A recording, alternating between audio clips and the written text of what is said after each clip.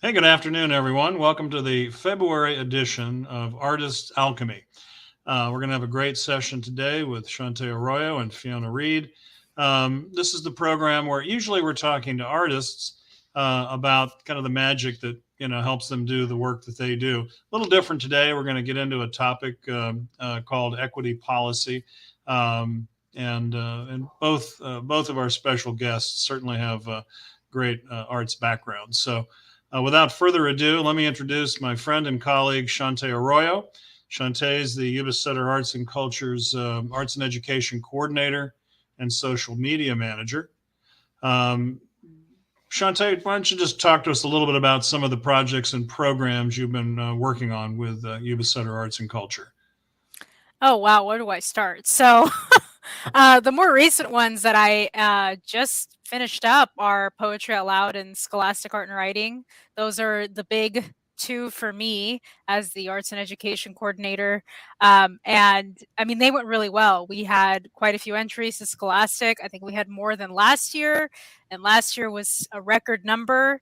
And Poetry Out Loud also went really well. Everything was virtual again, unfortunately, but thankfully students still were engaged and they participated. So all went super well. And if anyone wants to watch either of those, the Poetry Out Loud competition or the Scholastic Art and Writing ceremony, that is on our YouTube channel and Facebook. So go give a round of applause to all the students for sure, because it's been hard.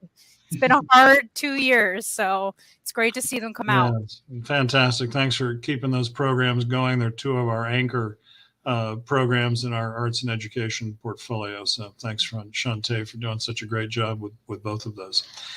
Next up, Fiona Read. You may have noticed our names are spelled the same. That's because Fiona is my daughter, my eldest born, and I'm so proud to have her on the program with us today. Fiona is a project manager for a pretty significant nonprofit education consulting firm called West Ed, based in San Francisco. Its mission statement says West Ed's a research, development, and service agency who works with education and other communities to promote excellence, achieve equity, and improve learning for children, youth, and adults. Fiona has a pretty extensive background in education. Talk to us a little bit about your background and bring us up to date on your work at West Ed, Fiona. Yeah, absolutely. Thanks for having me. First, I was going to say I am also an artist and a enthusiast of the arts, live from my studio right now. So I've got that connection too. And of course, this background in education. I started my career as a early childhood teacher in a preschool for quite a while before getting my master's degree in early childhood education policy and advocacy. So yeah, really care about working directly with children and the impact that teachers can have, and I've had that in classroom experience. My career has taken me in the last 6 years or so more into the policy and advocacy and research space that I'm in now. So for the last 3 years, I've been at West Ed, which, as my dad said, is a national organization really advocating to improve education systems at all levels. So we work everywhere from schools, directly with schools, up into the federal government level of education, everything in between with districts, counties, offices of education. I am on a team that works to improve those systems directly. So really taking a systems approach to looking at things, thinking about the root cause of issues in our systems, and how to move outcomes for students. And in my job, in addition to leading the operations for the team, building standard processes, making sure that our systems are working well, I also am very involved in HR and equity work within the team and throughout the organization. So for the last year or so, I've really dug deep into that, both trying to improve equity internally in our team, but also thinking about how we interface with clients that we work with and how we support them in moving outcomes for kids. Yeah, fantastic. So that's that kind of outward look as well as the inward look. So you're trying to practice what you preach, so to speak, and walk the walk and not just talk the talk. So our program today is around this issue of equity, or more comprehensively, diversity, equity, and inclusion policies, whether they're put into place by arts organizations like Ubisoter Arts&Culture, or education districts and offices, or even in corporate America. And we'll touch on that a little bit later. But let's start with some definitions. What does equity mean anyway? Just a quick little bit of research popped up one that I kind of liked. At least it spoke to me. Equity is an interruption of systems, structures, policies, and practices which privilege some students while discriminating against others, countering unfair policies, programs, and practices that consistently result in negative outcomes for groups who are disadvantaged by these actions. You want to comment on that? Does it come down to something like we don't know what we don't know until you start to explore the issues, or how do we begin to wrap our head around equity? I really like that definition. I haven't seen that one before. And what I like about it is that it's really pointing towards systems, structures, policies, and practices as opposed to individual people. I feel like when you engage in equity work, it can feel like people can feel defensive or feel attacked for being, feeling racist or and many of the other ists that are out there. But it really is a systemic issue. Like we've built systems and structures that allow inequities to happen, and unless we shift those systems and structures, it's impossible to dismantle them. Right. Yeah, I really like this definition too. I especially like the word interruption of systems. I feel like it's a nicer way of saying things. The only thing I would change is change disadvantaged to excluded or misrepresented, because I feel like language matters. And I think those, excluded and misrepresented really does highlight what certain groups of people go through. It's not just that they're disadvantaged, it's that sometimes they're not.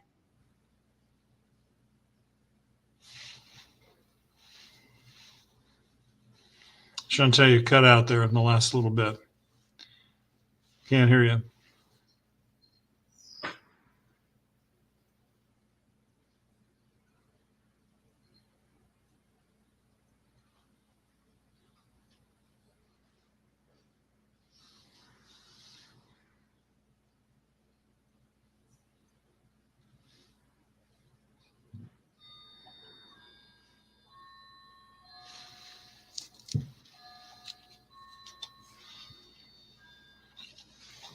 You're muted now.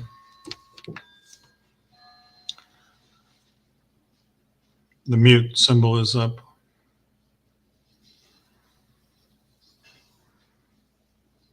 You're on such a good roll too. I know, man. It's not letting you unmute. Can you unmute? Is there a button on your headset that you pushed by accident? Oh. Okay, no mute button. No, still can't hear you. No, weird. There's no headset. How about that? Oh, now, yeah. Now you're back. Oh my gosh. Yeah, I'm back. I had to use another microphone. For some reason, these headphones don't work well with this computer. Okay. Yeah. All right. Take two. Sorry. Take two. I'm not sure where I cut off, but You were going to change. Disadvantaged. gotcha. Right. Just saying that it excluded and misrepresented, I feel really does highlight rather than disadvantaged, because in many cases, groups of people are not even involved in the situation. They're not given a seat at the table. So I feel like disadvantage is kind of shying away from really the true topic rather than highlighting the actual issue. Yeah. Some of the research I did for this this conversation even alluded to, if you want to really get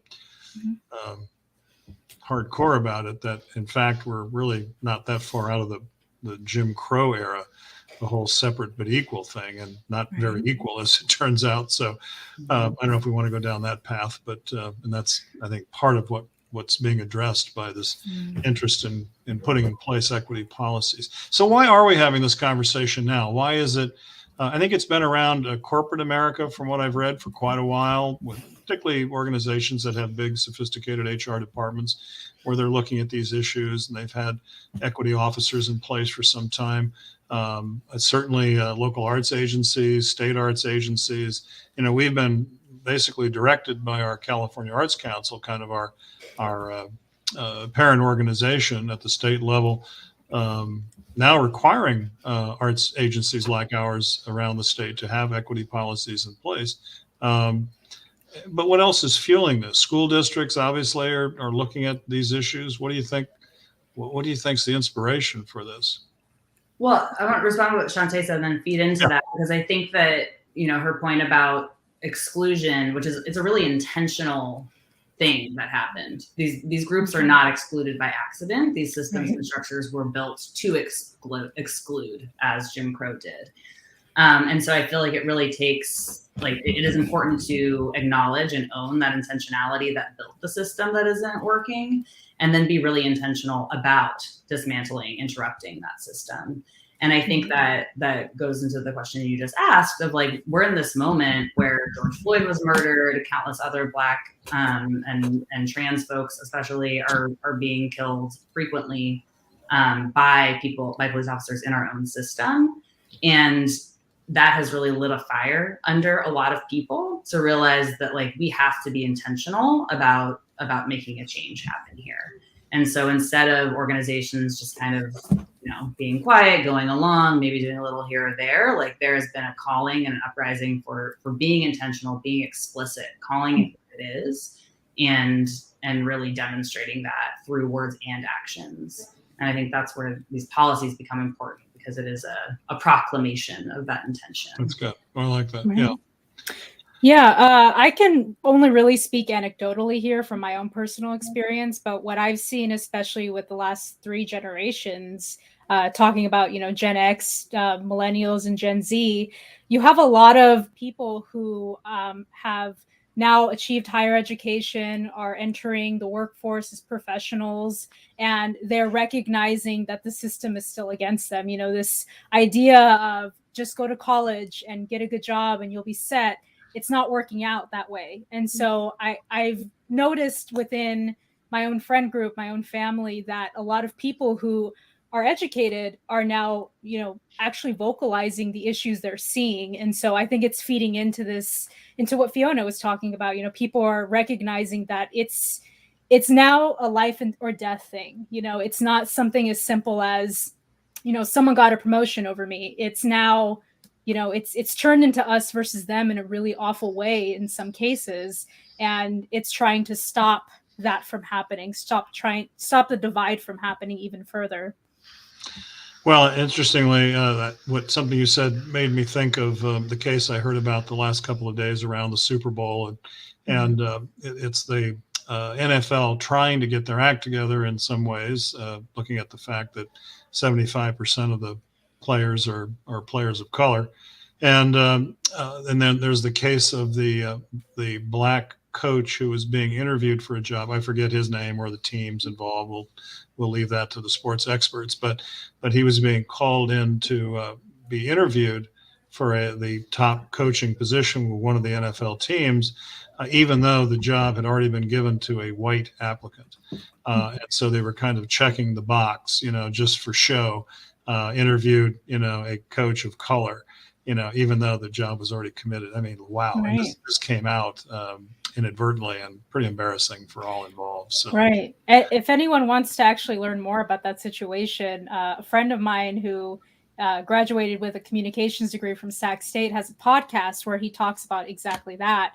It's called Between Race or Reason.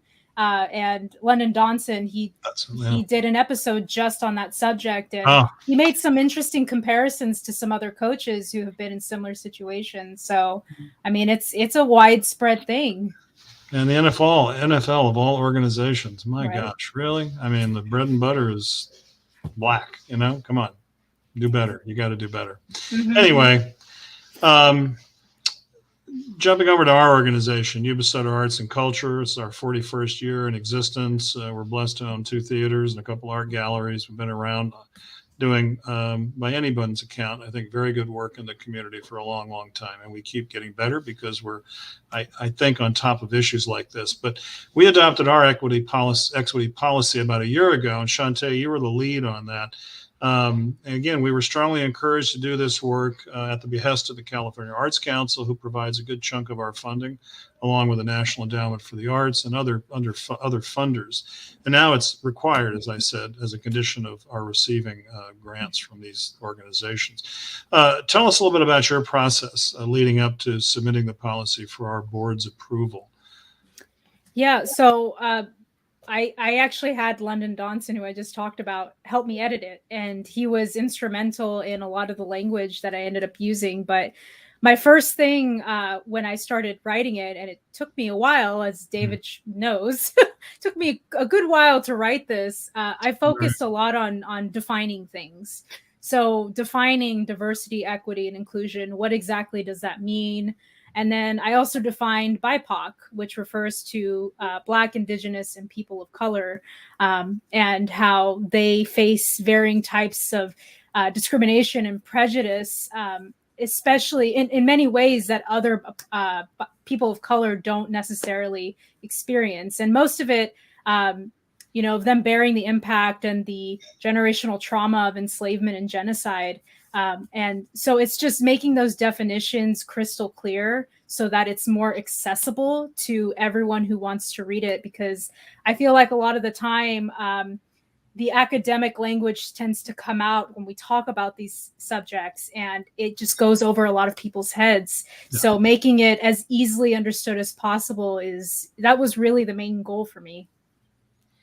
You did a beautiful job, and I think we're a leader in terms of being ahead of the curve on that front, and our sister arts organizations around the country, I think, recognize that. Certainly the big city arts agencies, you know, LA, Orange County, San Francisco, but we're right up in there as far as doing this important work. As you were describing that, I was reminded that, interestingly, when we're filling out one of the grants I'm working on right now for the California Arts Council, but they only allow us 300 words to state our equity policy. You know better than me that we've got quite a few more than that in our full policy, which is posted, of course, on our YubaSutterArts.org website. So, yeah, but beautiful job on that. So thanks for leading the way. So having an equity policy in place, or a more robust, as we've done, diversity, equity, and inclusion policy, has become kind of standard operating procedure for arts agencies and school districts.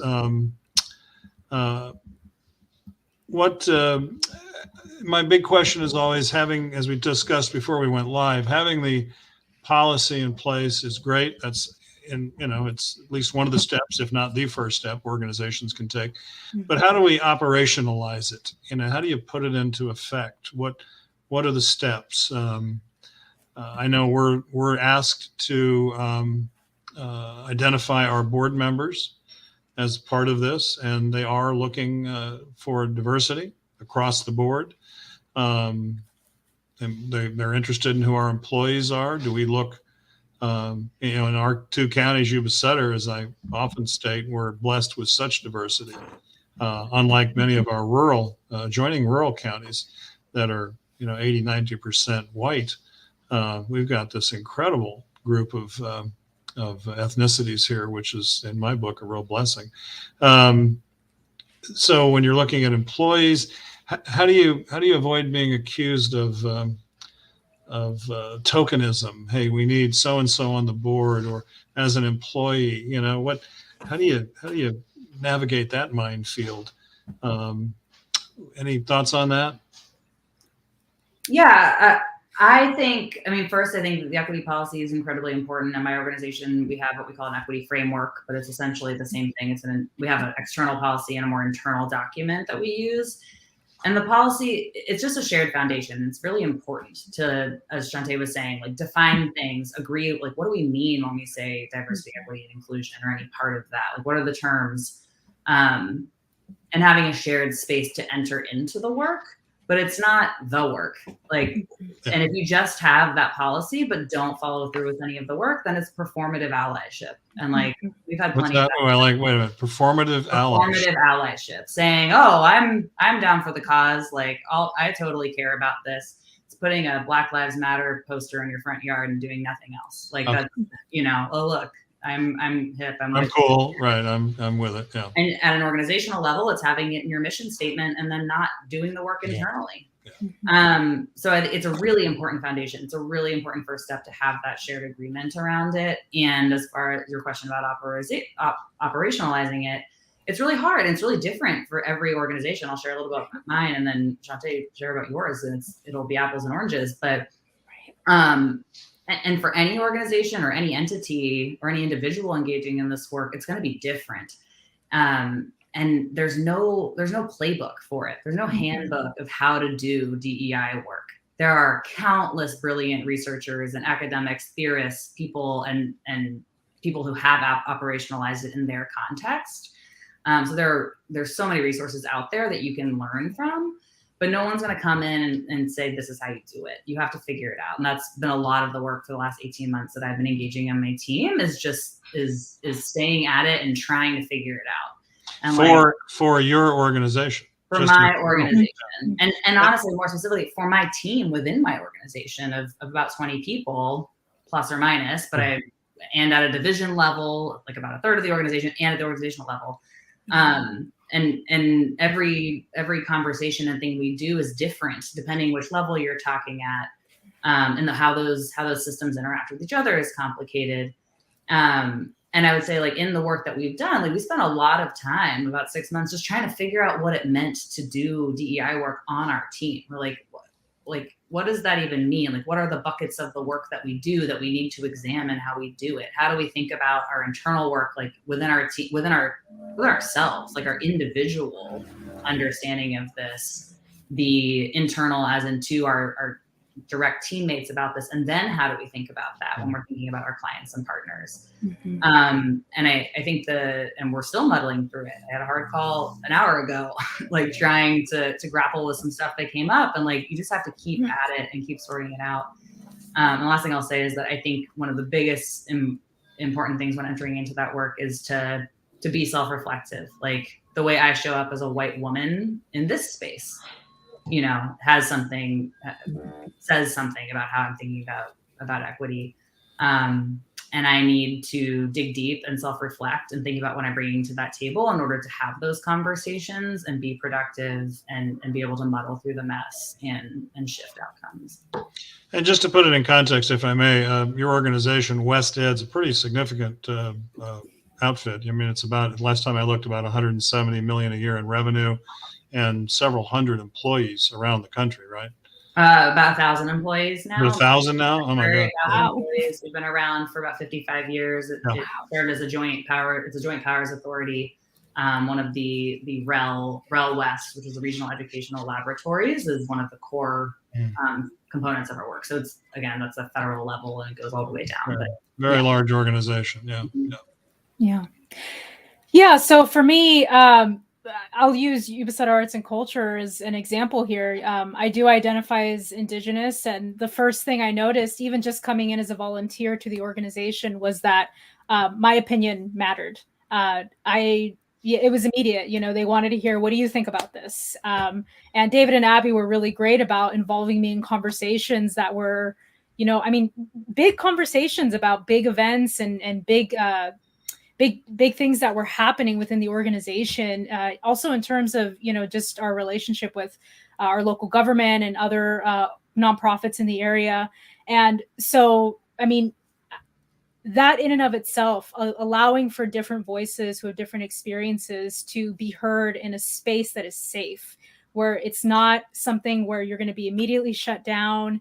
It's somewhere that just felt you're part of the team. We want to learn. We want to do better. That alone made it just such an easy place to work at because, regardless of any differences we may have in terms of our own ideologies, it's never been an issue for me to share. And that's such a big part of it. The leaders really need to create a safe space. And even more so, leaders need to be from various backgrounds, so different socioeconomic statuses, different ethnicities, races, gender identities, sexualities, disabilities, religions, and on it goes. Having different people from various backgrounds just helps. It helps create that space. It's just so much more interesting. That's what I, and meaningful. And that's what I tell people. Growing up in Los Angeles, very diverse community, living in Washington, D.C. for 20 years, huge, diversity, a true international city. And then coming back here to a small town that in our 2 counties that does have tremendous diversity. It's been, like I said, a real blessing for me. So, but yeah, I appreciate that, Shawntay, and thanks for those kind words. We've still got a lot to learn. I mean, there's no question about it, and we continue to work at it every day. And we think I wrote an article in the paper a few weeks ago about this very subject, and we look at our board, and it's fairly diverse. Our staff is somewhat diverse. As far as putting in diverse programming that speak to different cultural interests, I like it all, but certain people want to go to their thing that's comfortable and understandable for them, whether it's African drum and dance or an Irish band or a Hmong butterfly dancer presentation. And Abby used to do the cultural celebration each year, bringing together all those local groups. We can do more in that regard, and then breaking. So you do a great event that people want to come to, but then there are still additional barriers to participation. And the one that I said we haven't solved yet is, cost of admission. Well, we can, comp people to come into the shows, but transportation's a big one here, just for folks that may be, economically disadvantaged, that can't, the bus isn't running, or they don't have a car or whatever. So that's much more tactical kind of stuff, I know, but at least we're conscious of that and looking for ways to address those issues. So that's a little bit on operationalizing an equity policy. Let's talk about it in the education environment. Having an equity policy in place at a school or school district level. We've got a lot of one school districts, but how does that play out? And Fiona, this is a big part of your world, I assume, when your various teams are consulting. Like I know you've done projects with Chicago Unified and big school districts around the country. When this issue comes up, what kinds of actual programs can be put in place once the policy is established? Hey, we want to do this work. How does it manifest at the individual school or classroom level? What does that look like, even in a theoretical sense? Yeah, I think, maybe what's coming up for me before I answer that question directly is back to this, like, defining what equity means is so different. So on our team, it was City Colleges of Chicago, actually, not Chicago Unified, but it's a large community college network in Chicago that we've been partnering with. And they came to us, all of our work is contract based. So they came to us and wanting to work on a project that was very focused on developing the capacity of equity partners. Like they were using that language. The project was about equity. They cared very much about, the diversity of the team that we were going to be bringing to work on the project, like really deep thinking about this and commitment to equity. And so that's one example. We're also working with an organization, the Charles Butt Foundation in Texas, working with rural Texas teachers. And they also have a way that they're defining equity. But as you can imagine, like Chicago city colleges and rural Texas have very different views on what equity means as a word, much less a concept and everything behind it. So we spend a lot of time navigating that space of and then our team, we have a definition of equity, and then the individuals within that team, we three on this call are aligned in a lot of ways, but we also are coming from very different backgrounds and sets of knowledge of how we're thinking about this. So I find that I think to answer your question, everyone's going to be doing it differently, and you really have to figure out where you're at, and be humble and open to learning more, but accept where you are. So when we're working with rural Texas, we don't go in there with our most radical ideas and advice. That's not what they are. They just abolished critical race theory being able to be discussed, which is a whole separate conversation. But they're people who want to talk about it aren't allowed to legally. And so how do this organization wants to talk about equity, but they're not allowed to. How do we do it anyway? navigating that is a project of its own. So every school, every district, your context in Marysville and Yuba City is, you all have your own environmental context that you're dealing with and have to navigate people on different levels of understanding about all of this. So for me, it's engaging in that work. It's important to take that into account and meet people where they're at, and really work to call people into the conversation.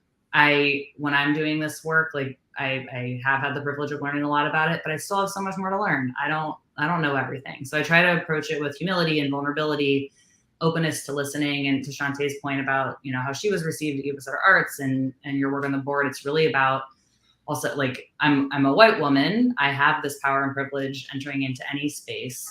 How do I really listen to the people who've been most impacted by oppression in our society, have their voice be heard, take those ideas seriously, and really put them into practice? So at whatever level of the system you're at, I think that's the most important thing, is like, think of the people who have been impacted by this system of inequity, and work with them, lift their voices up to try to come up with solutions of how to operationalize equity within your Sure.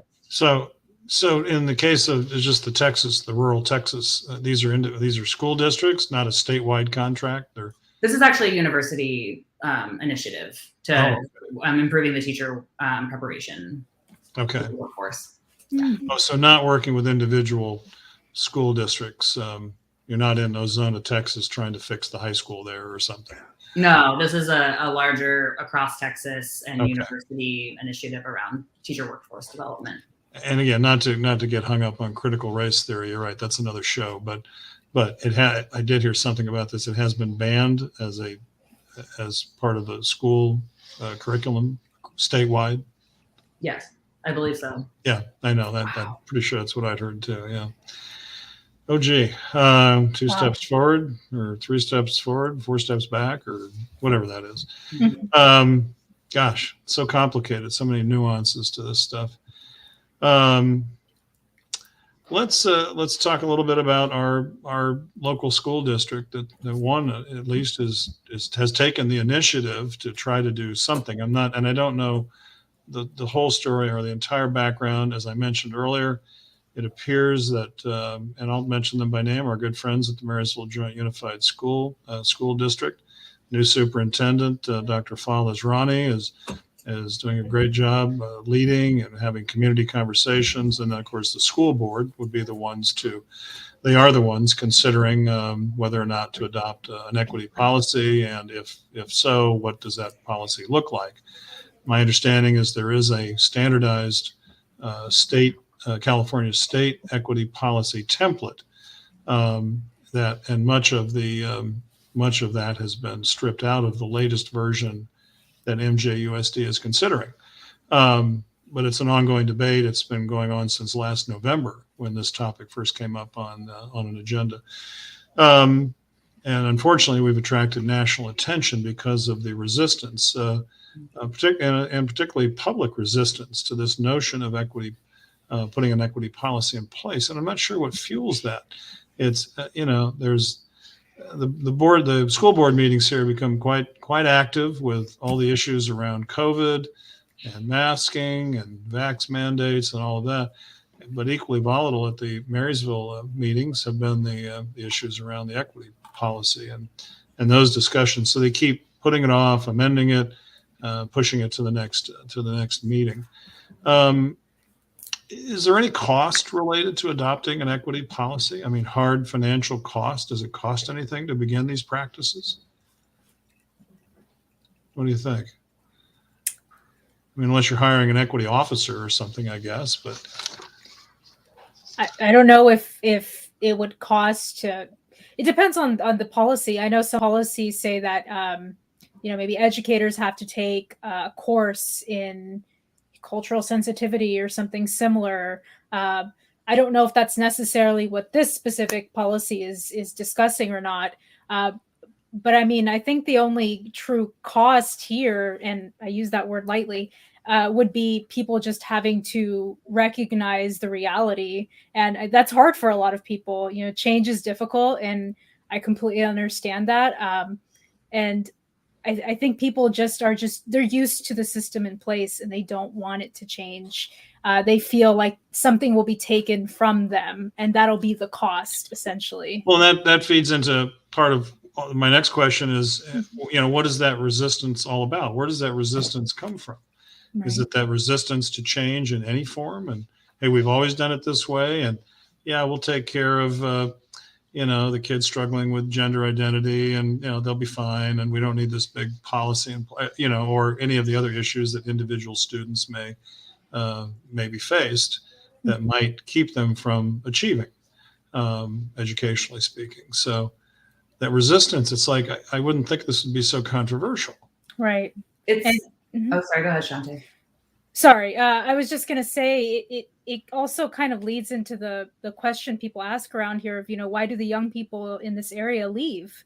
They leave almost immediately after high school. And it's like, well, obviously they leave because they don't feel safe. And if they don't feel safe, then what do we have to change to make it so they don't feel they have to run away, essentially? And so this is why this equity policy controversy is so strange, because people want the young people to stay here, but they're not willing to do the work to allow them to feel safe in their own community. A safe, inclusive environment, right? Right. Yeah. Well, and it's funny too, because I think a lot of the resistance to it is around consciously or subconsciously. I think a lot of it's subconscious too, is fear of losing power. Like, especially if you're in a position of power, of being white or a man, mostly, or cisgendered. And it's not a simple power exchange of giving up power for other people, but you have to be willing to be humble and acknowledge that the system is broken, and it's not about you as an individual, it's about the system. But it does require making change, and sometimes making sacrifice and spending time. Time is one of the resources too of, I have the luxury of a lot of my job, I'm able to dedicate time to this work because I have a backing of a boss who really supports this, but other people don't think that they have the time. And if I'm spending time on this, I'm not spending time on something else. It's an issue of prioritization as well. Amazing. So apparently, just a little footnote, 90% of the school districts in California have adopted some form of an equity policy. I read that. I thought this was an interesting quote on the California Department of Education website. I'll share with you if I may. Ensuring equity in education is a necessary component in narrowing the achievement gap. Teachers and school leaders ensure equity by recognizing, respecting, and attending to the diverse strengths and challenges of the students they serve. High-quality schools are able to differentiate instruction, services, and resource distribution to respond effectively to the diverse needs of their students, with the aim of ensuring that all students are able to learn and thrive. I mean, that's, I thought, a nice capsulization of some of what we're talking about that, we would love to see happen. I mean, that's beautiful, lofty language, and as we pointed out here, there is a lot of work involved to get to that point, to achieve that, that level of equity in any environment, whether it's educational or corporate or nonprofit or whatever.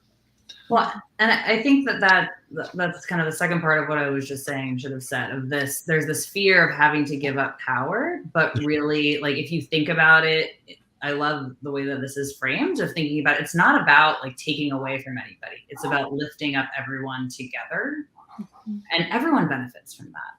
So like, it's a trade-off. You're not losing power, you're gaining something else, and it's balancing, and I think if people approached it with that mindset more often, they would see the benefit of this and be less afraid of what might happen.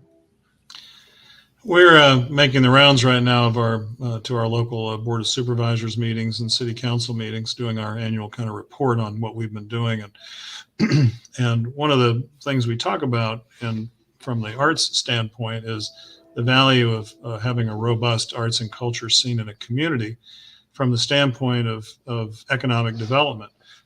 Of course, it benefits quality of life for those of us who live here. If you've got options, theater options, if you've got music options for live events to go to, art galleries, history events, museums, And we've got, kind of a great little nucleus, and more to come, we think, with some additional funding we've got that we're going to be redistributing. That doesn't sound right.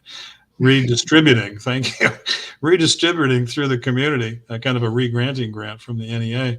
But we talk about economic development, and this seems to speak directly to that. As you say, people grow up and leave because some of these opportunities aren't here. Whereas if maybe we took this inward look in our educational systems, and those opportunities were begun at a younger age in the school districts.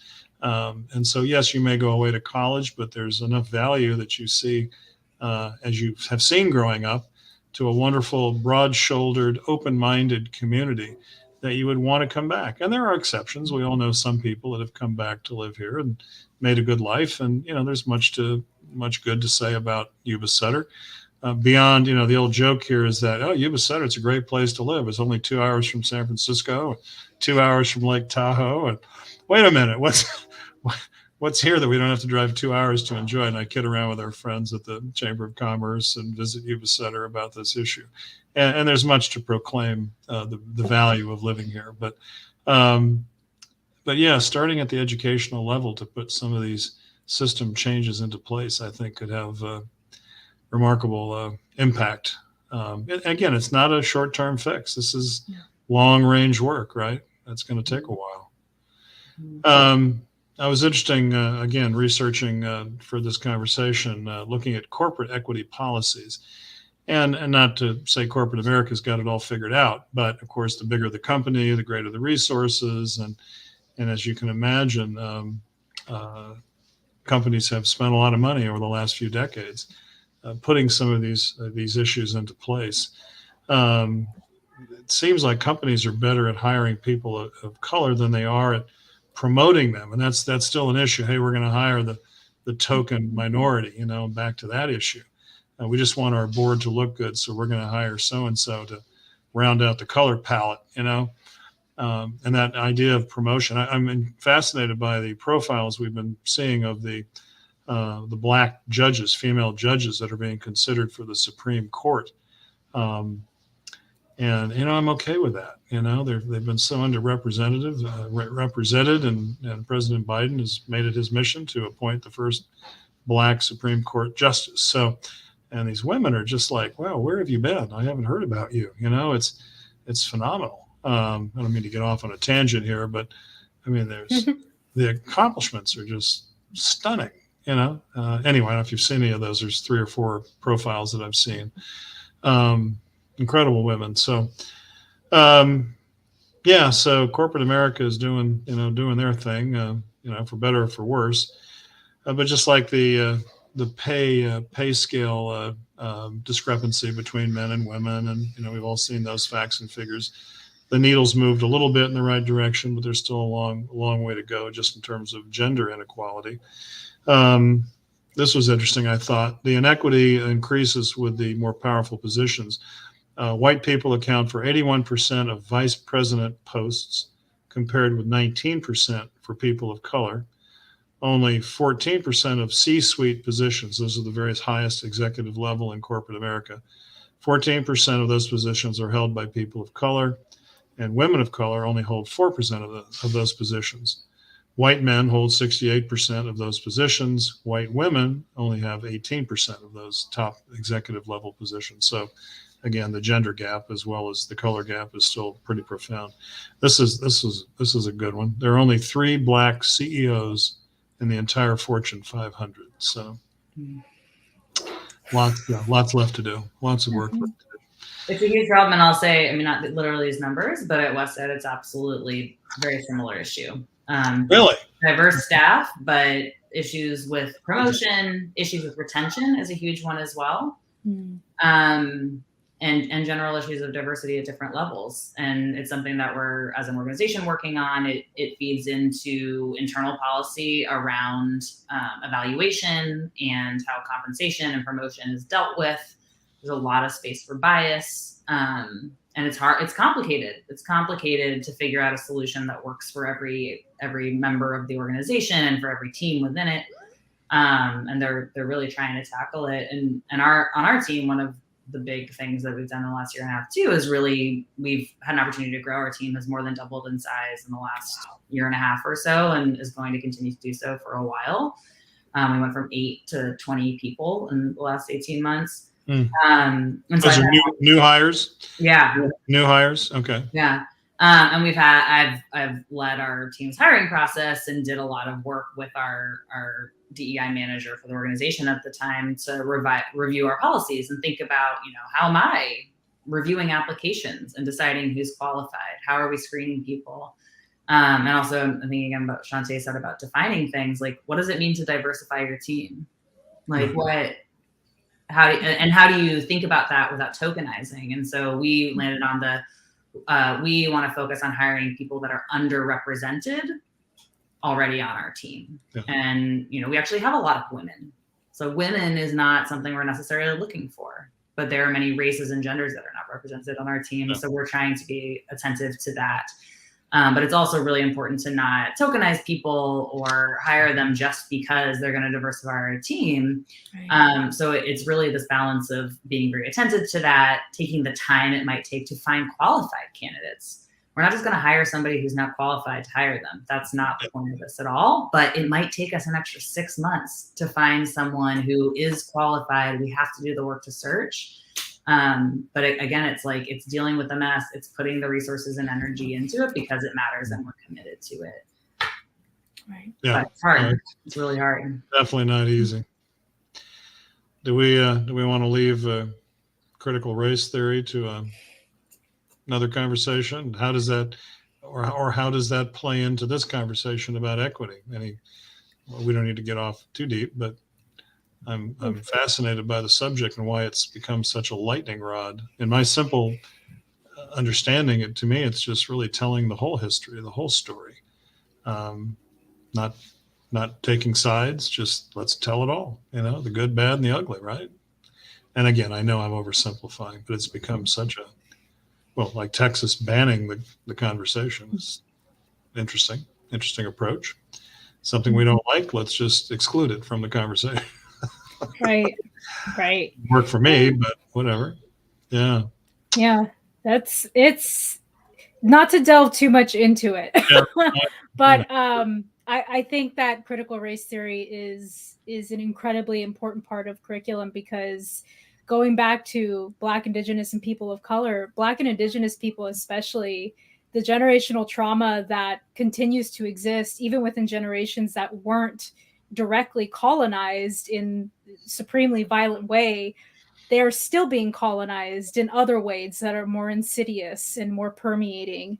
If you look at the amount of Black men that are in prison compared to white men, that'll tell you everything you need to know.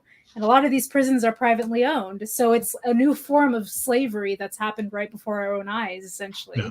And it's important that we have an understanding of our roots and the foundation that built the nation, or else we're going to keep repeating and cycling through the same exact thing over and over again. And it's going to be the same people suffering.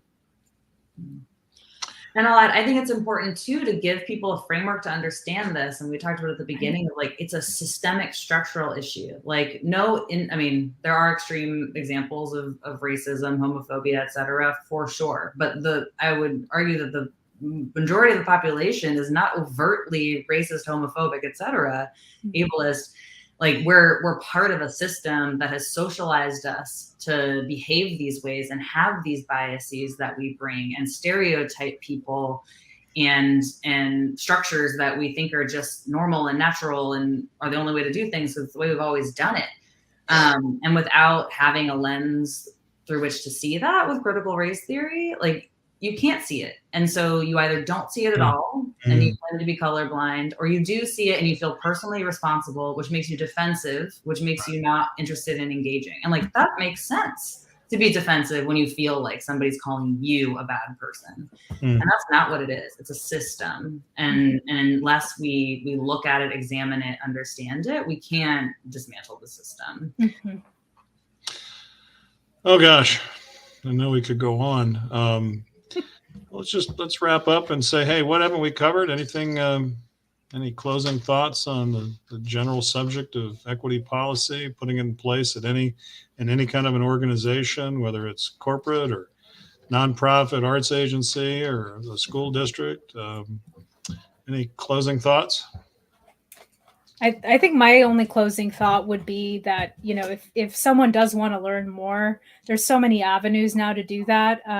It's something that's so discussed now. You can find it in a book, in an audiobook, a podcast. You can find it on YouTube.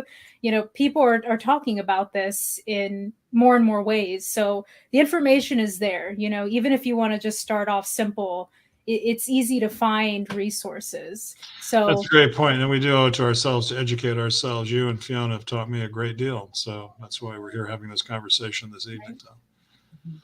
Fiona? Yeah, and it's piggybacking off Shawntay, I also think it's really helpful to be humble and open in this work and do the learning that you need to do, and also be okay with making mistakes. Like I could tell you, it would take hours to tell you how many times I've screwed up while trying to do this work and hurt someone or did something wrong or was embarrassed about what I said.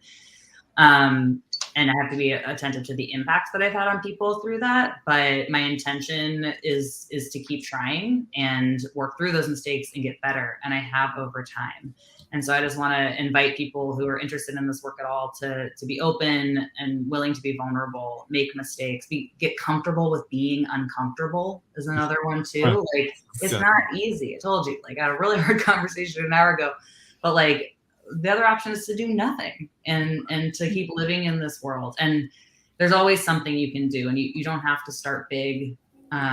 If you're part of a school that didn't adopt the policy, but this is meaningful to you, like you can go educate yourself and keep that work up. Yeah. So just don't give up, keep at it. It's hard, messy work, but it's okay. And it's important to keep it going. Well, I'm thankful that there's a lot of conversation about this in our community. And as you point out, that's where it starts. And I know our education leaders are spending a lot of time and putting in the work, and I'm hoping for a positive outcome, and I'm sure we'll get there. Our good friends, YubaSutter Race Dialogues, our leading organization for creating these safe places to be vulnerable and to learn, and our friend Susan Allen and others who lead that organization have done a great job in keeping the pipeline filled with information and communication across all sectors of our community. So. Absolutely. Well, gosh, what can I say? Thank you so much, Shawntay. Thank you, Fiona. We're so excited. That's about it for this month's edition of Artist Alchemy. We'll be back in March with another great topic, something related to art and culture. I want to thank our producer, Abby Cecina. Thank you all for watching. Keep in touch. Follow us on Facebook, or we've got our fantastic YubaSutter Arts YouTube channel. That's the kind of the final resting place of all of these videos we put together, these conversations. As I was looking at it today, it's very robust. I go and look at it and I say, gee, we did all of this. And now this will be another prize in that collection, I think, of great community conversations. Keep in touch. Follow us look at what I've got coming up at YubaSutterArts.org. That's kind of the big website with a lot of our events and others in the community. So good things happening in YubaSutter. Thanks you all for being part of this amazing conversation. We'll see you next month. See you. Thank you.